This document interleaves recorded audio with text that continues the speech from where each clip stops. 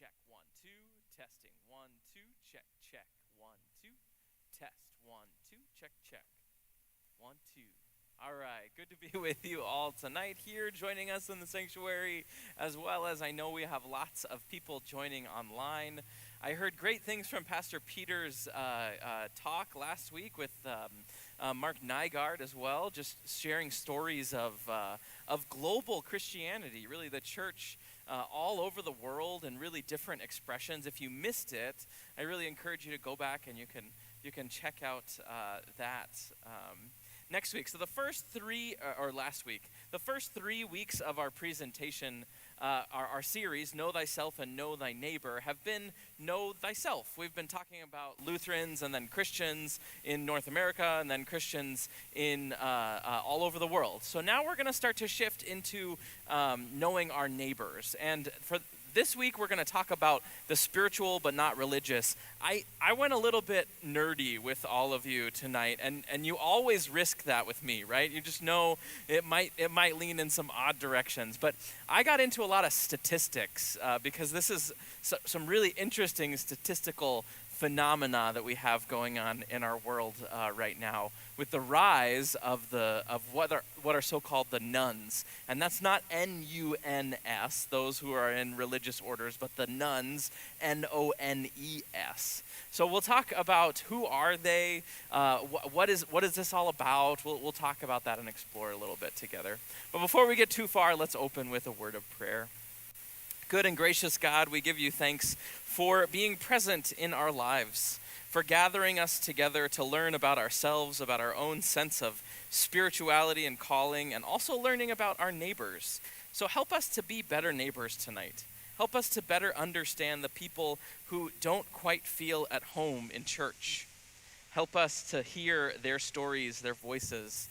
Help us to hear how we might learn from them tonight. In Jesus' name we pray. Amen.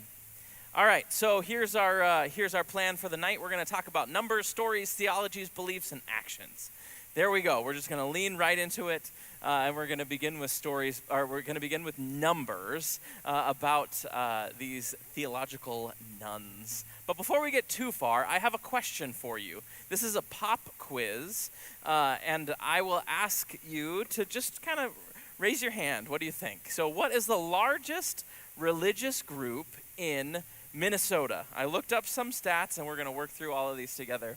Is it white Catholics? Is it white mainline Protestants? And we talked a couple weeks ago about what mainline Protestants are versus evangelical Protestants. Or is it the unaffiliated, also known as none? Which is the number one, the largest group, religious group in Minnesota? I see a C. Anybody else? I see a number of C's, quite a few C's. A B, maybe. C. I mean, we're the land of 10,000 Lutherans, so I'd imagine mainline Protestants would be the largest group in Minnesota. But, drum roll please, let's hear it. Everyone is right. It's a tie. Isn't that amazing? 22% each. But I want you to just sit with that statistic a little bit, right? There are much smaller percentages of white evangelicals, multicultural Protestants, multicultural Catholics as well. So, and other religions, right? Muslims, Hindus, Jews as well, all would fall into the rest of that piece of the pie. This is the largest piece of the pie of religious traditions in the state of Minnesota, this 66% or so. And again, what I want to pause on is that 22% of the unaffiliated. That number has grown exponentially over the past several decades, and in particular, the past decade that we've just been through. So maybe you've heard a little bit about this. Churches have been talking about this for some time. It is nothing new, but we've been talking about the rise of the nuns and, in fact, the decline of Christians, especially in North America. Last week, you heard from Pastor Peter and Professor Nygaard about how Christianity is growing It's growing like wildfire, just not here. It's growing in the global south. It's growing in the east. That's where Christianity is really growing quickly. So I wanted to share some benchmarks. In the year 1976, a few years before I was born, 8 in 10, or 81% of Americans identified as white and identified with a Christian denomination, okay? So 81% of Americans. In the year 2006, some 30 years later, that number was 54%. And then in the year 2016, 43%. So recently, in a bunch of articles, you might have seen that for the first time ever, Christians are a minority in the United States. Anybody else read some of this? That's the world that we're living in right now. And that's as of 2019, 2020, when these studies were done. So that's the world, and that's the benchmarks that we're looking at. So I wanted to share some of this by the numbers, and these are really small, I know, up on this big screen in front of me. But this is giving you a sense of the breakdown between Christians and unaffiliated people, or the nuns. It's shared either way. Pew categorizes them as unaffiliated. And it gives you a sense of men versus women. Unaffiliated folks are rather split between men and women, but that shares a little bit of that distinction. And then look at that generational divide. I think that's a really interesting one, and you probably can't see it, but it's the next set of categories, that the silent generation, those people born between 1928 and 1945, are a very small piece of this. These people who say they're part of a small percentage of the unaffiliated, but then it grows significantly. Baby boomers a little bit more, Generation X a little bit more, until you get to my generation, millennials, and it's much larger share of that. And again, it just shows you a little bit more of the spread of this decline in Christianity. That Christianity has stayed pretty stable in the Midwest, although we're seeing more significant declines recently in the Midwest, and especially in the Northeast and in the West. That's where the greatest declines are. I also wanted to share with you this generational shift in religious identity. So again, looking at these categories, this isn't generational, this is just by age. But if you look at the unaffiliated, which are those pink numbers, about 12% of people 65 and older consider themselves unaffiliated or none. And 18% then of those people 50 to 64, 26% of people 30 to 49. And then when you get to the youngest people polled in this, 18 to 29, that's 38%. 38% who would say that they have no religious tradition at all, or that they're unaffiliated, right? It's a significant shift.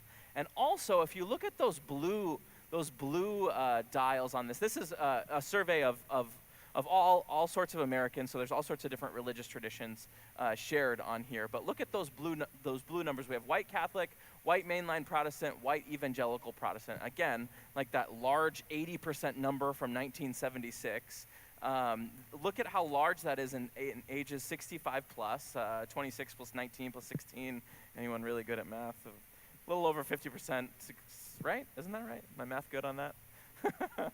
And then it declines a little bit further, 50 to 64. But look all the way, if you get to 18 to 29, that's 8 plus 8 plus 6. 16, 32, right? Or, yeah. It's really quite a shift, isn't it? 32% of this generation, 18 to 29, considers themselves Christian. So really, look at this drastic shift, this drastic growth in folks who consider themselves unaffiliated. So here is this American religious landscape in 2016. And this is not by generation, this is just the general population. But look at that big piece of the pie, 24% of Americans, and you look at that, that's not 50% that is Christian. Those blue, all of those blue kind of columns there, that is not the majority of our religious pie any longer. So what does this mean for us? This growth of the nuns in the United States, what does this mean for us as those who are Christian and consider Christianity as part of our identity? I thought that I would lean into a little bit of the stories. So 3 major trends in American Christianity is the decline of white Christian identity, the growth of non-white Christians. And we talked a little bit about that a few weeks ago, right? That the growth of Christianity, even in the United States, is not in churches with folks who look like us. It's in ethnic churches, immigrant churches, and in black churches as well. And also the rise of the religiously unaffiliated. Those are the trends that we're seeing. I wanted to talk about this loss of identity, though. I have a professor, Dr. Andy Root from Luther Seminary, who talks about this as fence posts. That these are the structures that are supporting our Christian identity, and that they're no longer as central. And one of the examples that I want you to think about is this. When many of you moved to Eden Prairie, you may have started attending a church, and maybe it was this church that you started attending. And who would you see at this church? But you'd see people in all over the city, right? And all over all different sorts of walks of life. So if you worked at let's say, a car dealership, you might see the owner of the car dealership, your boss, at church. And so maybe then at the water cooler the next day, your boss might say, "Oh, it was good to see you in church. What did you think of the sermon last week?" That was a common theme in the 50s and 60s, right? That you'd see people that you would bump elbows with in social circles. You'd see them at church, and then you'd see them in the rest of your life. So these ways that our social interactions support attendance in church started to slowly eke away. But the other thing is that there was this rise of this age of authenticity, that we mark ourselves as human beings based off of our identity, and our religion is only one of those pickets. It's one among very many ways that we mark who we are. A generation, 2 generations, 3 generations ago, that would not have been the case. In fact, we might have just marked ourselves by maybe our ethnic identity, if we were Norwegian or Swedish, and our religious identity, Swedish Lutherans, and then it kind of ends there. This is in the age that we are living in today. We mark our identities among a wide variety of different things, and so our identity as religious people just becomes one of those fence posts. The other thing is these quakes in Christendom. And this is just a reality of what we've seen, is that as clergy sexual abuse comes to the fore, as there is a rise and fall of the religious right, as there's perceived hypocrisy of Christian leaders and congregations, it slowly starts to eke away at the way that the church can lead in the world. And people don't trust the institutions anymore. That is just the reality that we're living in. It's the reality of who these nuns are. So who are these folks? Again, we've talked about how this is a cross-section of many different demographics, overall younger, and the growth of younger generations who would consider themselves nun. But there is growth in every single generational category for those who consider themselves not affiliated. So know that. And in fact, the greatest growth in the past decade was not among the youngest generation. They had always been a large portion. The greatest growth was actually in the baby boomer generation. Over the last decade, the greatest growth was in that baby boomer generation of those who consider themselves unaffiliated. So who are these nuns? And again, this is just another statistic of young people much more likely to be unaffiliated. 36% of younger millennials, those born 1990 to 1996, and 34% of older millennials, and then Gen X 23, baby boomers 17, silent generation 11%. So what do nuns believe? we're going to lean into this a little bit, and I'll make distinctions between atheists, agnostics, and then I have a third category that I forget. But we'll get there, and I'll remind myself what it is. So atheists are, we know these folks because they make waves in the news media, right? And so people like Richard Dawkins are an example of this. Considered anti or without. A actually means without. Theism is the same word we get theology from. So without God would be a definition, or without a higher power would be a definition of atheist. This is about 3% of our general population. So 3% of people consider themselves atheists. Now, if we compare that to 24% who consider themselves none or unaffiliated, that's just a very small portion. In fact, it's 10% of those who consider themselves unaffiliated. Compare that with agnostic. And agnostics rarely attend religious services, but around 60% of agnostics believe in God or a higher power of some sort, but just don't think that religion has anything to help them with, or organized religion is helpful. So this is about 4% of the general population, a little bit larger than atheists, and about 15% of that unaffiliated. So combining agnostics and atheists, you get around a quarter of those who consider themselves none or unaffiliated. So where are the rest of those 75%, right? If our kind of general picture is you fall in one of these sorts of categories, well, it's nothing in particular.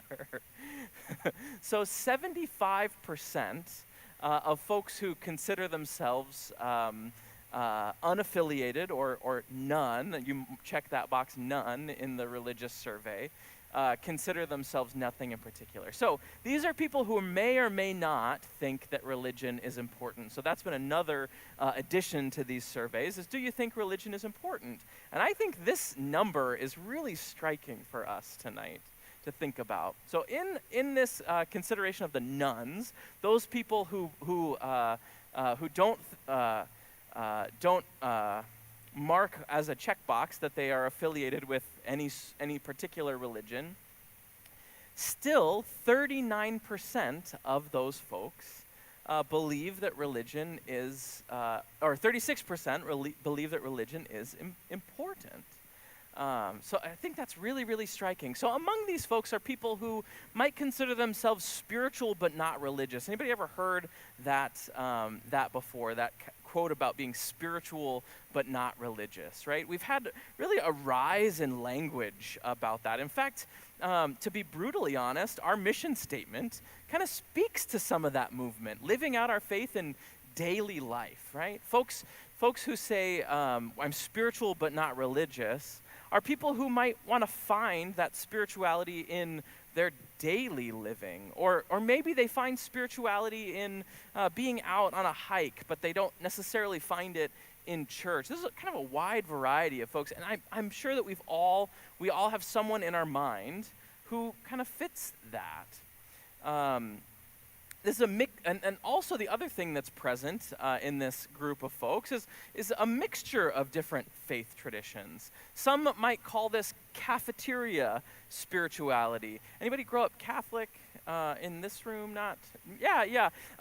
Sometimes it's used as a pejorative to be a cafeteria Catholic, to be one who picks and chooses a little bit from here of the doctrines and maybe skips and skimps on some of the others. You're not going to eat all the broccoli, but you'll get extra potatoes. That sort of cafeteria Catholic is kind of that pejorative. But really, I think that this is a growing group of people in our world who are kind of picking and choosing a little bit. And encountering different forms of spirituality and finding great meaning and depth and purpose in them. And where I want to go with this is somewhere that's a little bit different, because I think often we hear all of these stories about decline. We hear all of these stories about like this rise of the nuns and this decline of Christianity. But I actually wonder if we could listen carefully for what people are finding in this new spiritual landscape. I mean, just take a little step with me. I help with a podcast called Cafeteria Christian, and this is a group of people who really fit with this. In fact, their motto is "Take what you like and leave the rest," because for a whole group of people, if we go back a couple slides, the church has become such a barrier to participate in faith in Jesus Christ. It has become such a burden for people that they actually need to come in through the side door or through the back door, or maybe just sit on the porch, or maybe meet out in the front yard somewhere. So I actually wonder if perhaps the decline of organized Christianity is actually showing us a rise of something totally different, but still that God is moving in that too. All right? That's what I'm going to wonder with us tonight. I've been reading this book, and actually I'm going to pause. I've been talking for this whole time, and I have not paused at all for questions. So, Jack, you've got the phone number that people can text message their questions to. I am not an expert in what it means to be a nun. I'm not a nun. I'm a Lutheran Christian pastor standing in front of you. I'm kind of the polar opposite of spiritual but not religious. I mean, I stand up here and lead religious services, but I certainly know a lot of folks who are like this, and in fact, my generation is very much like this. So feel free, text your questions in. Anybody have questions in the room that you'd like to think about a little bit, or share comments? Yeah, Jim.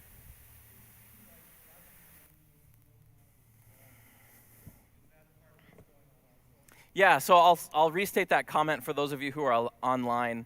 It seems like many millennials don't like to join something, and we see that here at St. Andrew. If I'm brutally honest, right? We actually have a lot of people who come to church who don't really think of it necessary to be a member of a church, for example, until there's certain things that maybe they would need to be a member of a church from. So one example is that you can sign up for camp at Spirit in the Pines a whole week earlier. So that might be an example of that. But yeah, I think there is a change in generations of what it means to belong to a community, and that language of membership doesn't necessarily ring true with millennials in the same way that it might have rung true for our parents. I think that's a good example, Jim. Yeah.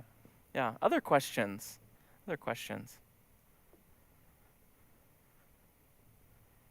All right. Any questions online? Then we'll keep moving on. Oh yeah, we do have questions. They're coming in. We're testing out our new system. They're typing up these questions for me up on the back screen, so I'm waiting for it here. So how much does the current political landscape contribute to this?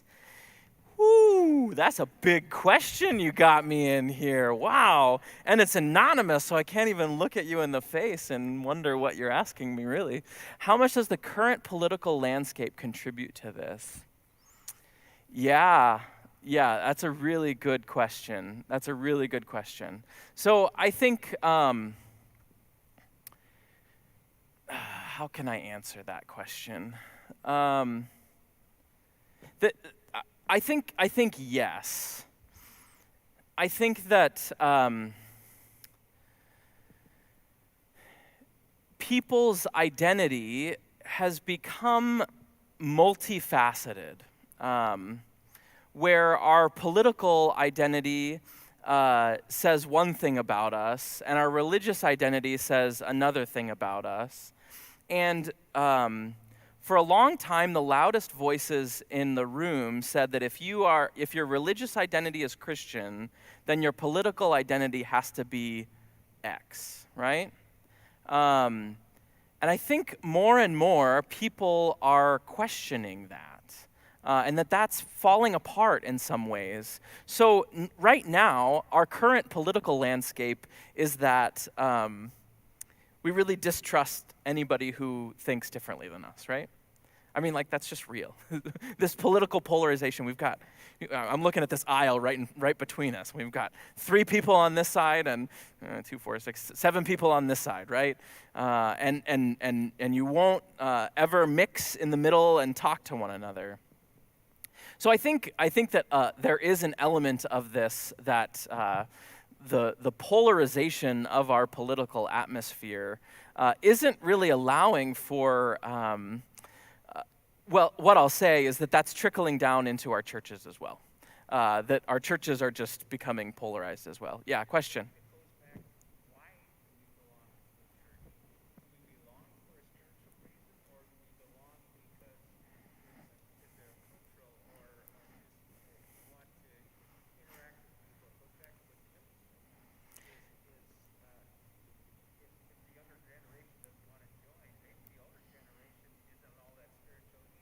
Mm.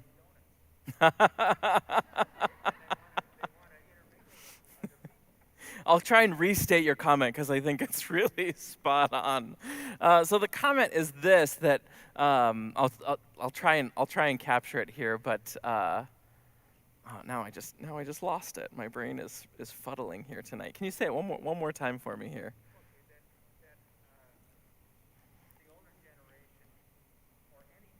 Yeah.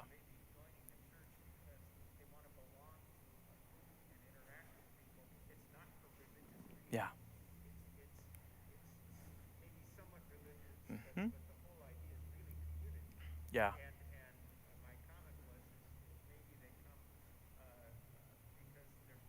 Yeah.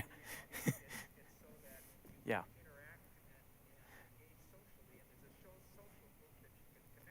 Right.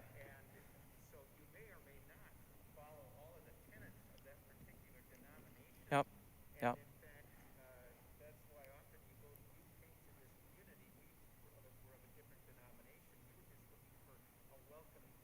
A place to belong.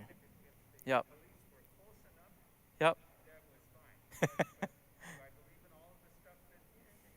Right. Yeah. So that's a really good question of what does it mean to belong to a place, and perhaps what's being more clear in the younger generations is that they're looking for community, and perhaps the older generations were also just looking for community and a sense of belonging, and maybe coming just for the donuts. I think is the core of it. That's right. Yep. Yep. Right. Yeah. So the question of will kids, and this is often a question, is will kids bring this godless generation? And I don't use that language. I'm using that humorously, right? But like, will kids having kids bring them back to church? Some of them yes. Most of them no.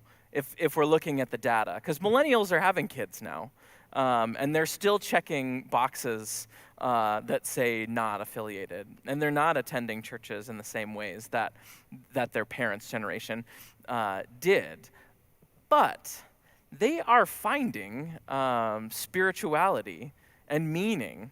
I'm reading a book right now, and I really hoped that I would have finished the book by the time I gave this talk to all of you, because then I could have given you all of this information. But you see, I'm not that far in. But it's a really striking book called Seculosity by David Zoll. And well, I'll read the subtitle here for you, and it gives you his basic argument. Seculosity: how career, parenting, technology, food, politics, and romance became our new religion, and what to do about it. So this gets us to the question that what his argument is that we haven't become less religious in this country. We've actually just replaced what religion used to do for us, how it used to fill our lives and our time, with other things.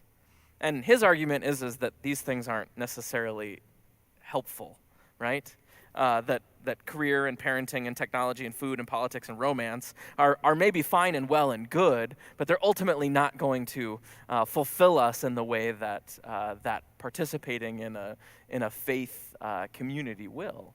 But it's a really fascinating read. So I'd like to, I would commend it to you once I get through the whole thing, to be honest. Yeah, other questions. And I this is a little bit of a shorter evening. I don't have a full hour's worth of content like I usually do, but I do appreciate the discussion. Any other comments? Feel free to leave your comments up on the text message. Text them in, and we can have Adam read them, or he'll put them up on the screen for us. But Mary, what was your?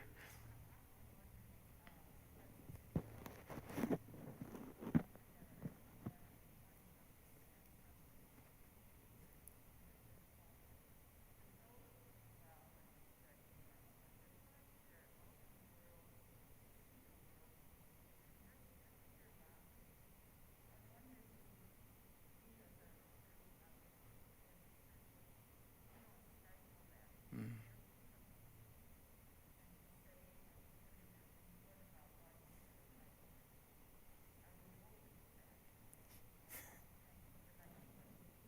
yep, that's right.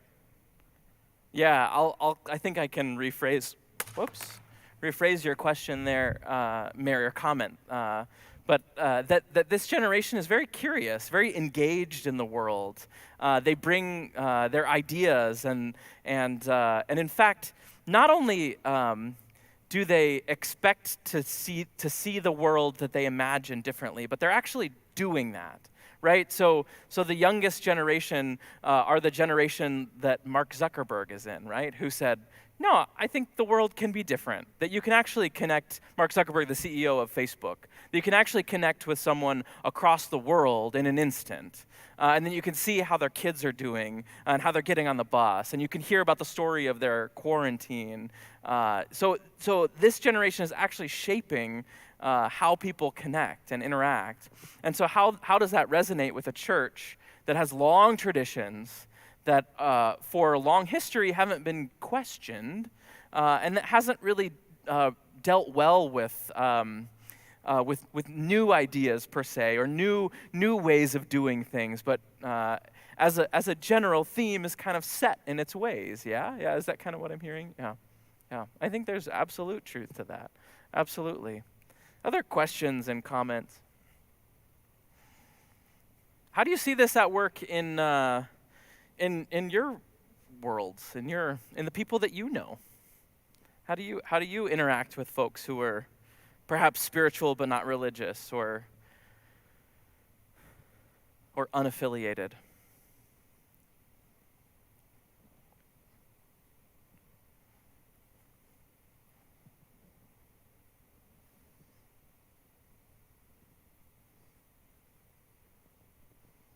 I also wanted to share another anecdote too. There's this great study about. Let's see if I can get it right here. But it's about how we floss. And stay with me for a minute. But people over-report how often they floss. Okay? So the dental hygienist asks you when you sit in that chair, and okay, little fib here, but it happens to all of us, right? How many of you overestimate how often you floss when the dental hygienist asks? You don't have to raise your hand, but just think and it was an overwhelming majority of Americans overestimate how often they floss to their dental hygienist. This is a phenomenon for us, that we know it's a good thing for us to do, right? We know it in our bones that, like, I know I should floss. I know it would be better for my gums. I know I wouldn't bleed as much when I'm sitting in that chair, right? I know it. I know I'd just be a healthier person if I just take the extra 2 minutes. And so I stretch it a little bit, right? This is what Americans generally do. They also do this when they report attending church, okay? So Americans report how much they attend church, and when these polls come, they tally and predict, okay, how many people would then be attending church? And our sanctuaries would be overflowing every week with all of the people if as many people said they attended church weekly actually attended church weekly. So, what may also be true of older generations is that they may also overestimate their allegiance or their participation in a religious tradition, whereas a younger generation may be more likely to say, to be honest about their lack of or participation in a religious tradition too. So this data is interesting to kind of think about in our world and in our neighborhoods. That's right. That's right. They also underestimate how much they drink. Yes, that's exactly right. So all of this is self-reported stuff, right? It's about who we are as people. It's about our identities, and our how we mark our identities has shifted dramatically over the past several decades. And I think that's what we're seeing in this rise of spiritual but not religious, and this rise of perhaps cafeteria spirituality. But I think the question for us as people of faith and as people of this congregation and this church is, how can we continue to be a place that welcomes the sorts of people who might not fit easily into a box called church, right? That's increasingly going to be our mission field. Pastor Lilliard said it just this week that we're a mission church all over again. We had, maybe 200 people in church this weekend. That was a big deal. We were all like cheering, 200 people. A year ago, 2 years ago, we had 1,100 people in church in the same weekend. So where are those 1,000 folks? Well, we've got to figure out ways of how can we be a congregation, be a church that takes seriously the concerns, that takes seriously the ponderings, that takes seriously the curiosity and the hope for change and the hope for a better way. How can we be a place that can actually welcome and embody a space that those people say, yeah, I'm surprised, but I check none, and I actually, I see there's another question up on there. It just got me all distracted here. I check none, but I actually, find myself in this community called St. Andrew, right? I mean, perhaps that is our mission field of folks who say, I do think that religion is important. And I have never really thought of myself as a religious person, but somehow I stumbled my way into this church, and I'm getting something from it. I think that's increasingly going to be the way that we can continue to be relevant is one way to think about it, but really a space of that means something for our community, that means something for the world around us. So what is St. Andrew doing to attract nuns to check out the church? Climate change, racial justice, and equality. That's the question somebody asked online. What are we doing to attract the nuns? I think that's exactly the question that we should be leaning into. And I don't think it's about, I think it's less about issues and about political ideas, and more about how can we actually be a space that create something that is meaningful for people, that can actually help them form their identities in ways that parenting and career and the other things that Dave Zoll mentions actually don't get at. And we have a rich way of doing that. And Lutherans have an amazing gift to give, that we can give the gift of looking at the world with complexity, looking at the world that it's not pure and simple, but perhaps that there are different perspectives and different ways of thinking about things. So I really do think that this is a way that we can be a place that can sustain and encourage and uplift the voices of folks who might, again, like we talked about, not ever think of themselves as being religious, but might find themselves drawn into conversations, drawn into spaces that might embolden them. Any other questions? All right. We don't have to take up the full hour. I'm okay with that. You okay with that? I'll give you a discount too. Anybody else have any comments or questions? I'll wait another minute for anybody online who might have one.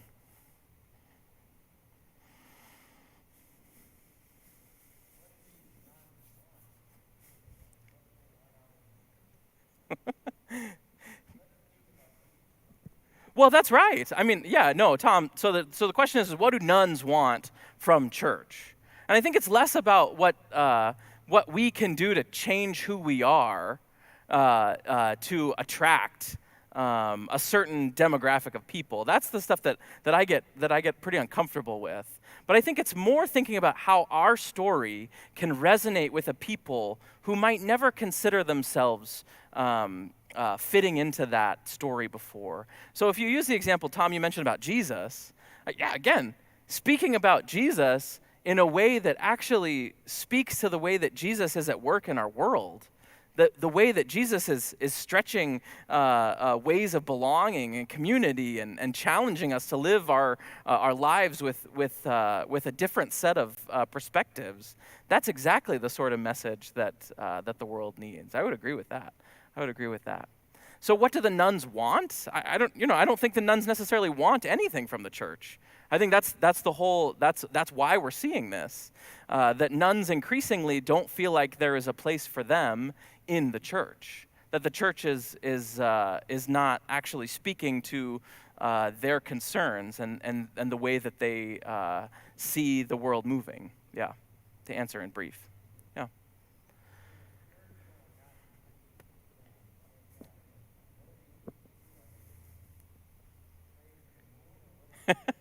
Yeah, the question of spirit. What is spiritual but not religious? Going back just a couple slides here. I've got one somewhere. But spiritual but not religious. These folks, again, these are speaking in pretty broad generalizations, but probably don't attend religious gatherings at the same church very often. But perhaps they might be checking out one church or looking at a different church or looking at or going to attend a lecture at a college, and they're finding kind of a mix of different sorts of spirituality and making sense of their life that way. They might find, like I mentioned, not necessarily praising the moon. Some of them might say they believe in the same God and believe in Jesus in the same way that we do, but they don't find that the church is actually giving them a way of following Jesus anymore, so that they might not say that they're religious, but that they're finding spirituality outside of the church. Does that make sense? That makes sense, Tom? Yeah. It's a little dizzying sometimes to think about. A little dizzying. Let's close in a word of prayer, dear friends. I'm grateful to be with all of you tonight. Good and gracious God, we are so grateful to be together. We are grateful for this place, St. Andrew Lutheran Church, that strives to be a place where people can live out their faith each and every day. It's a mission that resonates with those who have been steeped in these traditions, who find them deeply meaningful, who have always seen a way of belonging in these walls. But what we hope and pray tonight is that we also might be a space that embodies a welcome for people who might not find themselves in church otherwise, who might not think of these four walls as being welcoming, but it might be something that puts them off. How might we embody the welcome of Jesus? The welcome that Jesus sets a table for everybody, for people who didn't think alike or didn't look alike. So call us tonight to be your followers, to be your people, to hear the voices of this world, and to help to see that your story of love, of grace, and of creation is a story that is told anew today and every day. We pray this in Jesus' name. Amen. Thanks for coming out tonight, my dear friends. It is good to be with you. Just a couple of announcements for the next 2 weeks. Next week, we have Todd Green, Dr. Todd Green, who is a professor at Luther College in Decorah, Iowa. Any Luther grads in the house, or maybe online perhaps? Todd Green is going to talk about how we might be better neighbors to our Muslim neighbors. And he is a renowned scholar and an expert in this. He's not joining us in the sanctuary. He's joining us by the magic of the internet. So you are welcome to come and sit here and watch him on the screen. I will be here and I can chat with you afterwards, or you can watch that from home and you can beam his talk into your home as well. Whichever way you would like to do that, you are welcome to join us next week. And then the following week, Pastor Peter will be here with Dr. Abdul Dardri, who is an imam, used to be in Eden Prairie, but has since moved up to Brooklyn Center. And he's going to bring some friends, some Muslim friends, so we can learn about our Muslim neighbors as well. So the next 2 weeks, we'll be talking about being better neighbors to our Muslim neighbors, and then also just learning about our Muslim neighbors. So I hope you will join us for the next couple weeks. It will be rich in dialogue, and we're so grateful that you've been with us so far. We'll see you next week. Go in peace and serve the Lord. Thanks be to God.